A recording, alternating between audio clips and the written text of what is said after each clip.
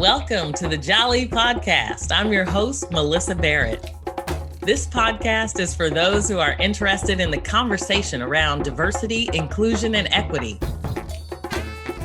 Each week, I'll be interviewing a guest who has something special to share or is actively part of building solutions in this space. Let's get started. Liz Tsuji graduated with a bachelor's degree in linguistics from University of California, Berkeley.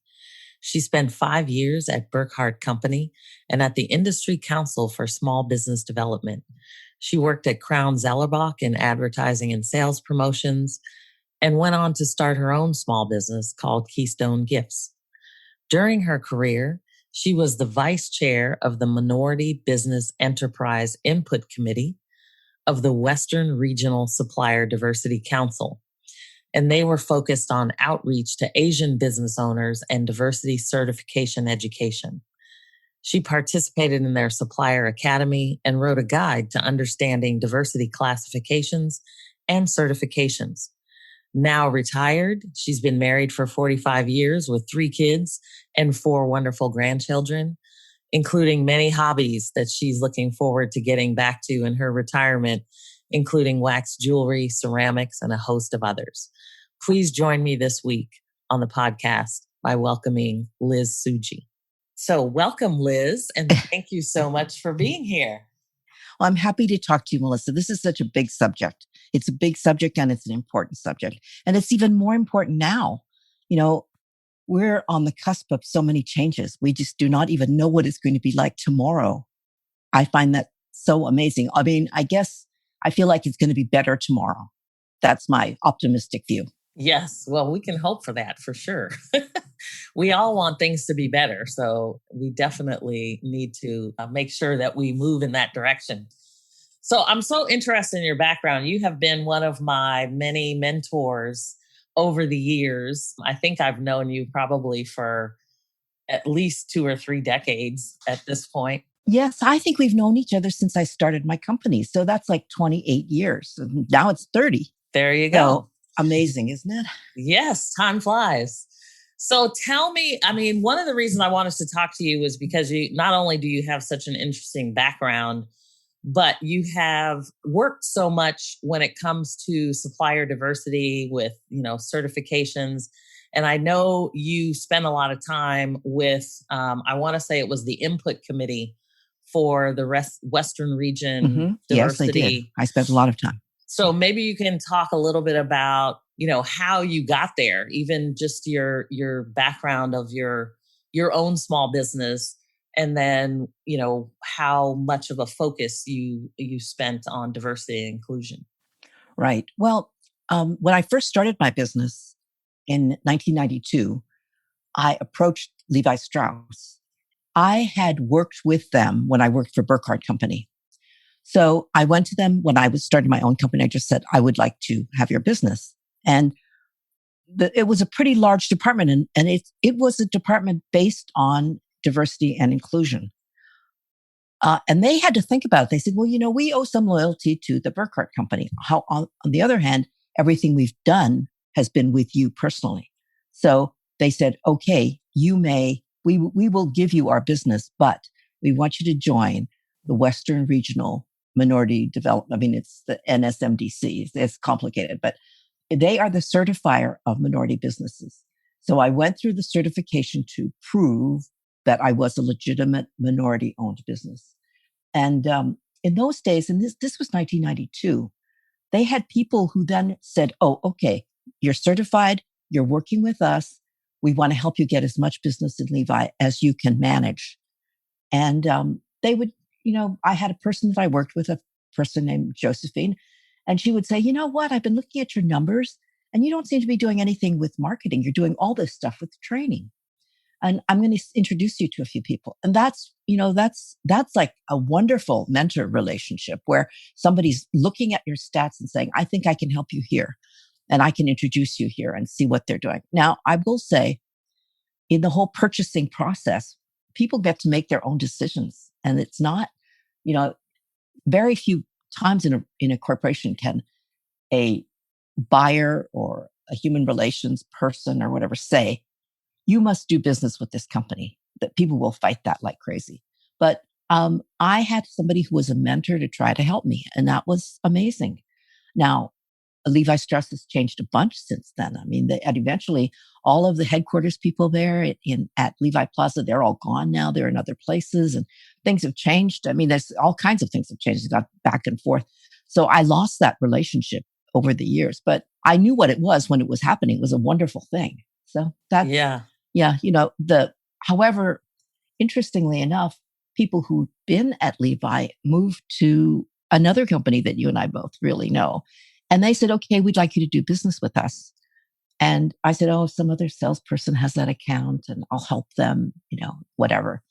And again, they said, no, no, no, we want to do business with you, Liz Tsuji. So they introduced me. And that's how I met you, Melyssa, because, it was, I don't know who you talked to. You talked to somebody and gave them my name. And then we started talking. And I have to say, my whole business life has been that way. It's been through referrals. And, there's all this stuff about social media and what have you. I mean, I do all of that. But really, when you get right down to it, it's still The person to relationship. person relationships. And people have to trust you to buy from you. They have to know that you have their interests at heart. And I think that's still true in a good relationship, that any relationship. I mean, for that matter, even your doctor, you have to have some trust that that person is really for you. And I would say I joined these associations. One of them I joined is the Industry Council for Small Business Development, which is very big in the San Jose area. All the big defense companies belong, and they are under the gun to do a certain amount of business, and so they sponsor the Industry Council. And I also worked with the Western Regional Supplier Development Council, and And that was where they were focused on outreach to Asian business owners and yes, diversity certification education, right? That was yes. like a big deal for what they were doing. I don't know what time frame that was, but Let's see. I've been doing that really starting in the 2000s, I think. But when you get right down to it, I'm not sure how much business. I mean, it's not like you can say, "Oh, I got business from that." right. I got some visibility, and that should help you get business. But I didn't see such a direct relationship. So I still think that the most of the business that I ever got while working for 30 years was through personal relationships that I developed, and actually that the salespeople who worked for me developed. And interestingly, sometimes even if a salesperson would leave, I would still keep the relationship because they felt that Keystone Gifts was helping them work through the relationship, so that it didn't automatically mean that I would say I didn't always have an exact direct relationship with each client I ever had, but they know that you're going to do things a certain way. And that's actually, I put down on my little bio, I put down influential books for an entrepreneur because let's see, I put down The E-Myth by Michael Gerber, which is really a classic. And one of the things he talks about is, and this is an old book now, but it's been revised many times. And he has a whole training business based on that book and a couple of revisions. But he says if you build, you should build so that you're always consistent. You always do things in a way that is your customers are going to be comfortable with. So I had a system set up and I made all the salespeople follow it. Everybody in the organization worked in the same set of rules. And that gives people comfort. They feel like they will get things done the way they want, and that that you will handle all problems for them. Those are things that it takes a while to establish that rapport, but once you have it, it really is good, and that's the basis for many referrals I've gotten over the years. It's so interesting that you mentioned that because I was in a meeting not long ago, and somebody told me that they kind of looked around and noticed that all of their clients looked like they did, and Mm. their clients weren't diverse, and they were trying to figure out, how do I shift things around to create the diversity that I want? So when you're talking about personal referrals, you can see how that can have an impact on, lots of the ways that you do business. So then, can you talk a little bit about some of the challenges you experienced in your career? Well, I graduated from Berkeley in '69 and I decided to take a break. And actually, went to Saigon and I worked for a Buddhist relief agency. I did that for 6 months, but that was as much as I could take. At 6 months, I thought, wait a minute, I think I'm part of the problem, not part of the solution. So I came back, but I was very business oriented then. And I went to work for a couple of large corporations at various jobs. And I thought, okay, this is what I want. I want to make money. And I still feel that way. I think it's perfectly healthy to want to make money, want to be profitable. So that was the path that I took. And I was mentored at large corporation by many people who were in the organization. And it was kind of informal. And it was a big paper company, a Crown Zellerback. They're no longer around, but they were around for many years and they were huge. I worked in a marketing department where I was one of 8 marketing managers.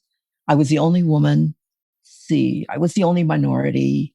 I was younger than them. They were all white guys who were over 6 feet tall. I mean, honestly, they were all over 6 feet tall, except for one guy.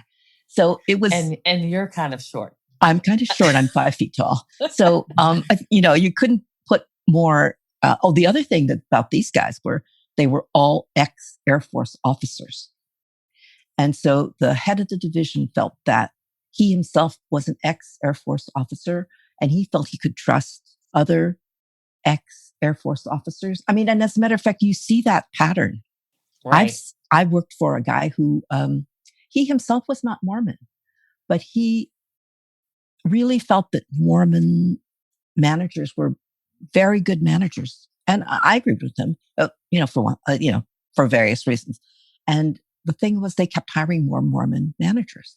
So there is something happening there. And I think people are more prone to, yes, pull in their own type or, which is why I think it's really challenging to really challenge your own thinking about diversity and inclusion. Because you do have, I think everybody has that tendency to want to just pull in somebody that's like them.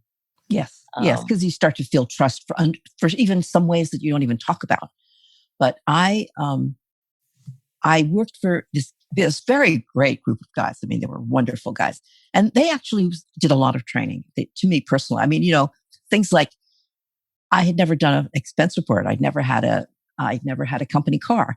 So they were like, okay, you've got to do it this way. You've got to do this. That is the kind of on-site training that actually, I would say, if you're new to a corporate environment and you're a minority, you may not know any of those things. And so I feel like I learned a lot from them. And the other thing that I got from them, which was so wonderful, is that they always had a big training budget. But these guys were always like flaking out. Oh no, I have to fly to New York. So then they go, okay, who would like to go to this training program? And I would always sign up. So I worked for Crown Zellerback for 12 years and maybe 7 or 8 of them was in this marketing department. I got thousands and thousands of dollars worth of training for free. Which when you own a small business, it's hard to say, okay, I will forego this. So I will go to this training session or I will send my people to a training session. So that's one of the things that if you're working for a large corporation, you might as well try to get that. And so I learned a lot of stuff about how to make presentations, how to deal with hostile questions, things that really matter. And those are not particularly minority things, but they're things that not everybody gets training on. And it's something that's really useful for people to learn. And that's what I would say that to new people that, you want to start a business, you have a great idea. You need more than a great idea. You need to have some tools and they're all very achievable. You just have to say, okay, I need to know something about finance.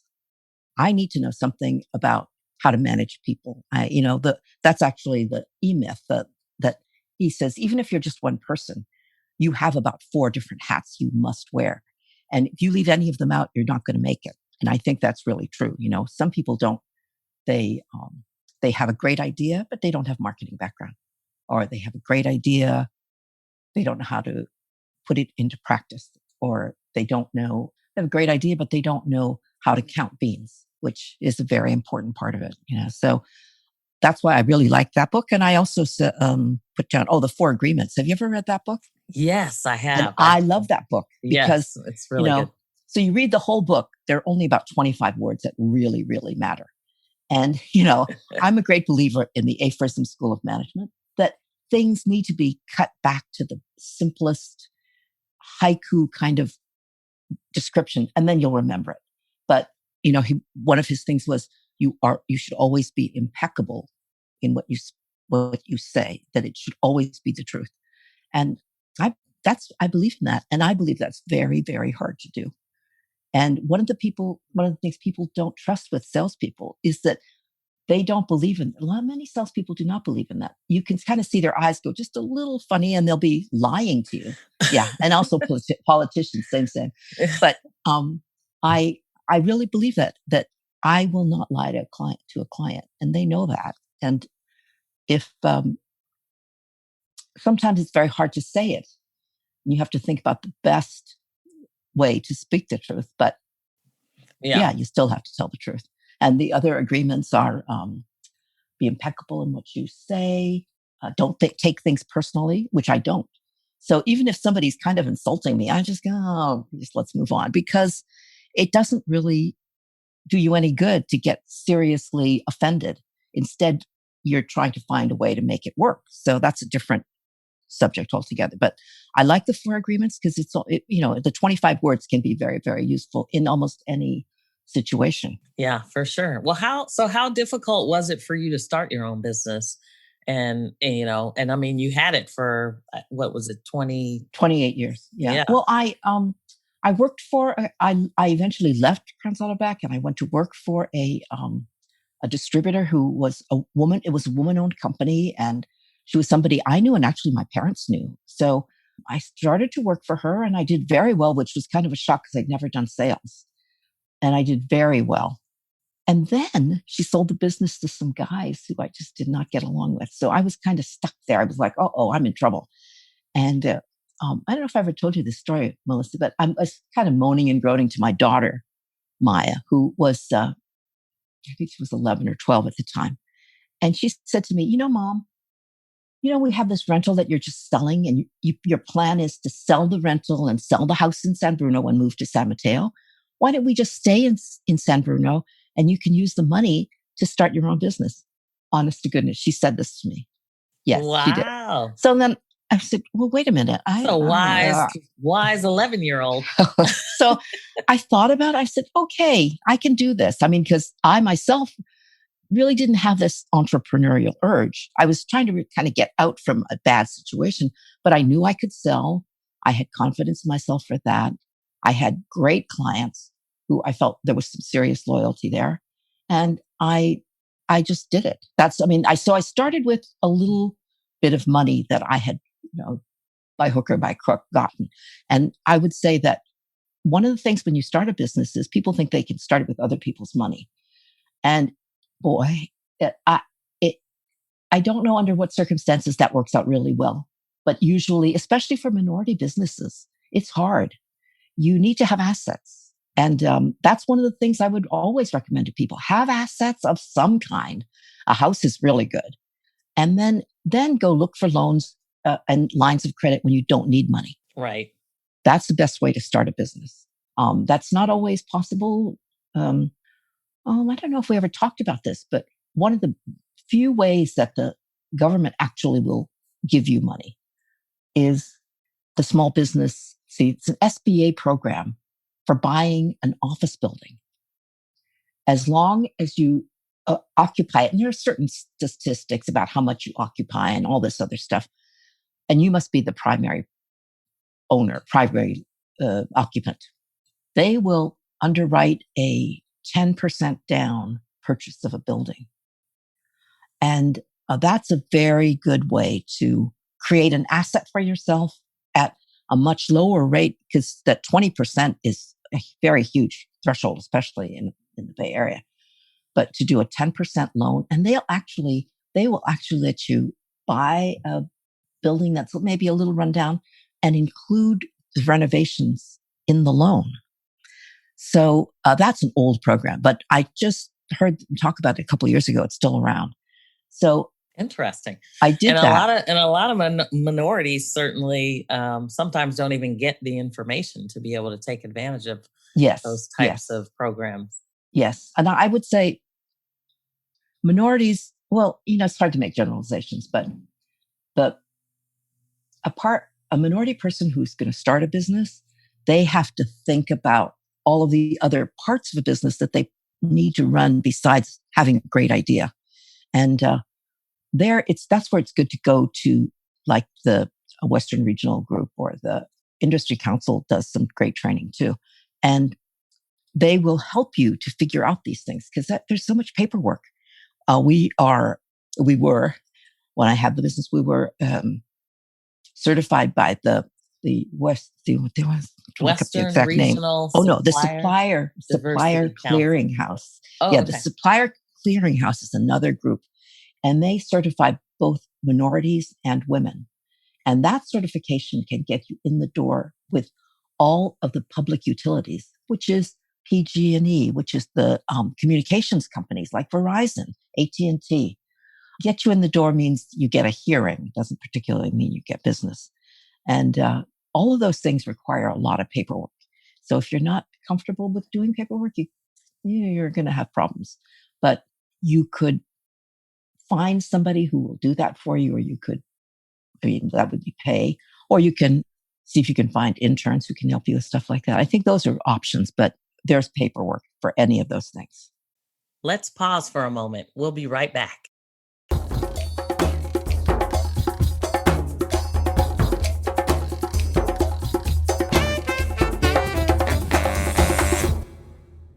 That is so interesting because when you think about, small business, as you said, you're wearing many hats, but there's, are there other suggestions you might provide for the group as they think about diversity and inclusion? I mean, you being a small business owner, I think in some cases we think about large corporations and what they can do to influence diversity and inclusion. What are some of the things that small business owners can do? Well, let's see. When you're working with corporations, because there's lots of kinds of clients, but many people think that they only want large corporations. That is the toughest nut to crack. And so the corporations are saying, we want small businesses, but they're not really set up to embrace small businesses. As a matter of fact, you remember there was a time when my largest corporation that I worked with said to me, we are streamlining our purchasing to strategic purchasing, not just global purchasing, and you're out. And I was like, what? So I was one of their largest minority vendors. And we're a little company, but they did not have much minority business. But I went to not a person in supplier diversity because, I didn't do that. I went to an SVP. I just happened to know like a teeny bit because her people worked with me. And I said, they're about to knock me off. So she personally worked on it and saved me. But the thing is that what they were trying to do was say, okay, we only want 3 vendors of promotional products. And you didn't make the cut. And we want 3 big ones. Well, that kind of ruling, which is actually not that uncommon, is very hard on small businesses and minority businesses and women-owned businesses. So the thing is, I would say, if a large corporation can carve out little niches so that that will enable them to give small businesses a chance to show themselves, then it's not as high risk for the corporation and it's an opportunity for the small business. What they often will say is, oh, why don't you become a subcontractor? And that is so unhelpful because I've been to many meetings where the minority subcontractors are going, when are we going to get paid? And how come you keep pushing me on to to be a subcontractor when I never get paid as a subcontractor. And, I don't know that that's true for everybody, but I know whenever there's a meeting, that's the subject that comes up first. I worked with East Bay Mud for years. Their programs have changed so much recently, partly because, they've had all these financial issues themselves. But East Bay Mud used to have somebody who did their, on cubicles, how there's a little sign that tells you the name of the person. And they had a particular vendor who just, they just made up little signs, and people would order from them and put the signs up, and they would put the signs up.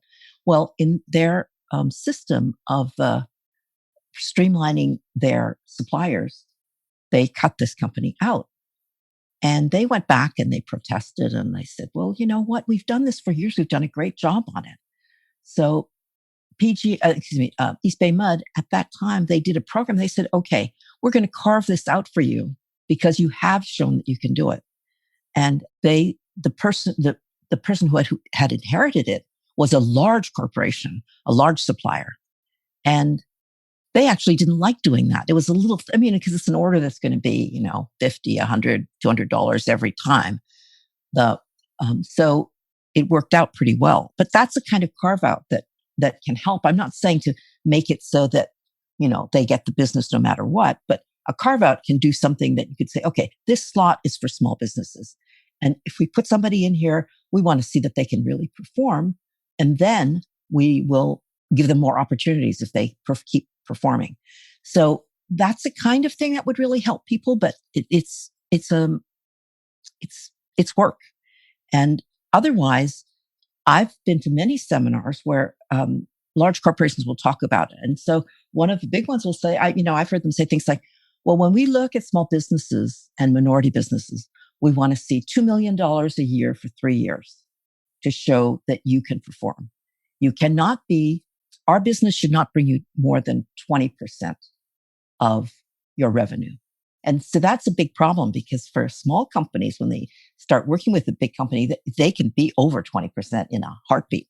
Those are rules that the large corporations and they're doing it. They say they're doing it for the small businesses protection. And in a way they are, because if they take that business away, the business could fold. And I've seen that with, say, a t-shirt company, and they get all the t-shirt business. The company changes their mind, they fold. So it takes some serious planning to say, okay, we're a large corporation, but we want to help small businesses.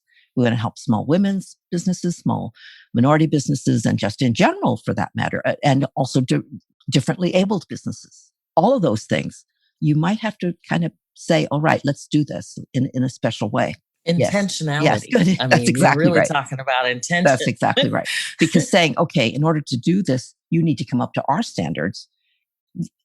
In a way, if you were doing construction, if you say you wanted to find some good contractors to build a building for you, I don't think there's any problem with saying, okay, we really have to get somebody who's really big and that can perform all these complicated things for us, and also can be insured and up to a huge amount of money. Whereas, if you were saying, okay, so somebody who's going to do the signs on the cubicles, what's the risk there? So the large corporations are very risk averse. But I've never seen, I've worked with lots of large corporations. They tend not to say, oh, what can I do for you? They don't say that. They say, what can you do for me? Right. So then in terms of the diversity classifications, because you had certifications being a minority-owned, women-owned small business. And although you may not have received, tons of business that way, how important is it from a certification perspective when you're looking for business, especially now? Well, I would say if you are a young business or whatever business, if you are capable of getting those certifications, yes, get them. Because, they talk about opportunity. Good luck is when hard work meets an opportunity. And you may have that opportunity. It sometimes opens doors. Like if you have the supplier, the supplier, a clearinghouse, if for the PUC, Public Utilities Commission. If you have the PUC certification, you will get invited to various meetings where the people who are looking for vendors, and it doesn't particularly mean just minority vendors, but sometimes it's just minority vendors, but they're looking for vendors. They will have meetings and you can go and, make an attempt. You may have to go to 3 meetings and show up all 3 meetings and be ready to talk at all 3 meetings to different people who have booths or what have you. Maybe that will work. And if people have an opportunity, that's where you'll see it. And you can see a bunch of them in one day. I once went to Sacramento, and it was the city of Sacramento, I think, that they had a fair, and they said, okay, if you sign up and you're a minority owned or woman owned company, we will sign up for appointments for these companies who think they can use you. And I'll be darned, I went to the meeting. I was there on time for my appointment, and there was a table, and they had like 5 vendors at a time coming at a table, and I was in line. I'm waiting. I ended up talking to this person for like 20 minutes, and she said, "Okay, I'm taking all these names down and what they can do." And she called me back and she said, "I've decided to use you." And she gave me about $50,000 worth of business in one shot, and I had never met her before, and it all worked out great. But that happened once in my 28-year career. But I was ready. I was ready to do that. And that's what you have to keep. You have to be prepared. You have to be prepared to make a speech if you are, if somebody says, "Okay, talk about your company," you have to be able to do that. And I think I've been to presentations where somebody says, "Well, what does your product look like?" And they go, "Well, here, let me pull up a picture on my phone." If you're showing a product, you better have some of it. You better have something more than a picture on your phone. So you really have to be prepared in every sense of the word. Yes, indeed. Now, on a lighter note, knowing that you've just officially retired and now sold the business, I know you have a passion for diversity and inclusion and you have lots of hobbies. So what are you planning on doing next? Well, I just retired in March. And the reason I did it was actually I've been trying to work on a retirement. I've been doing an exit strategy for the last 3 or 4 years, but I've had a couple of problems with that. One is business was so great that it's so hard to walk away from business when it's really doing great. And it was wonderful. And I was talking to a bunch of people. I was working through a broker, talking to a bunch of people who wanted to buy my business. The hard part was they were all, pardon my French, white guys. And I was just unmoved by that. And I didn't think that all of my clients were going to be happy with that arrangement. So I was thinking, well, maybe I could just find the right person who's a minority or a woman or something. So it was really tough. And in my, like 25 years, 27 years of previous to that, I had thought, well, it would be great if I could sell to, Carolyn, who used to work for me. I mean, she worked for me. She's my sister by coincidence, but she has many years experience. We kind of think alike. And people even say we sound alike on the phone. And she knew my clients and she could talk to them. And we'd often come up with the same ideas. Like sometimes we would work on a big project and we'd look at what we both came up with and there would be many matches. Financially, it would have been way hard to sell to her because the dollar signs just weren't working. But I had pulled the company through 2 huge cataclysms, 9/11 and the recession of 2008, 2009. And I did it, and I went into huge debt, and I didn't declare bankruptcy. I just kept going. I made it work. I came back and was profitable. So I did it twice. I said, I don't want to do it a third time because I knew in some ways, COVID has some similarities to 9/11 because, all air travel was closed down. And it did not come back for months and months after. I think the return is going to be even longer in this situation. All meetings were canceled. I mean, everything was canceled. And it's hard to come back from that, but we did. So at this point, I thought, wait a minute. At this point, I could afford to sell my business at a reasonable amount to Carolyn and know that my clients are getting exactly the kind of care they want. And I don't have to deal with these other people. So it just was perfect for me. And I have to say, if I were under the gun, like I had a lot of debt or whatever, I wouldn't have been able to do it that way, but it worked out just perfectly. So if I was willing to wait another year to sell, I might not. I didn't want to do that, but she's doing fine. She's doing fine. If there's not a lot of business around, but then she's not in debt herself. So she's making it work. And so she'll come out fine in another 8 months or so, I think. Yeah, it's definitely a different type of recovery, especially knowing that there's potentially kind of the second wave of closures and things coming back. So it is challenging, especially when, you can't have events for a promotional company. That's obviously. Right. Exactly. That's kind of a big deal. But I will tell you, I get promotional gifts sent to my house now. So it's kind of funny how things have shifted a little bit and people aren't so worried about getting addresses and sending out those promotional items. I think my particular industry is going to change. There are changes in the wind. And I think, some of the corporations have said, we like how people are working at home. They can do it forever if they want. And that's like, whoa. I do think that a combination of working from home and, I don't know, one day a week, every 2 weeks of having some sort of pod meeting, that's because face-to-face has some benefits, has some real benefits. Definitely. And that's something to think about. So over time, though, like a lot of the companies that we do business with are training sections. They're doing all remote training now. And that might last for quite a while. Right. Yeah, definitely. Well, awesome, Liz. Thank you so much for joining me. Lots of nuggets in there regarding supplier diversity and small business advice. So I appreciate you coming on and sharing your perspective always. All right. Well, thank you so much. Great to talk to you, Melyssa. You too, my dear. Thank you so much.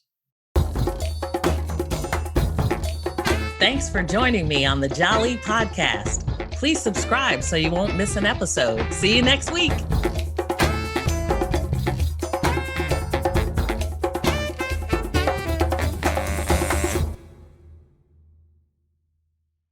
This podcast is a part of the C-Suite Radio Network. For more top business podcasts, visit c-suiteradio.com.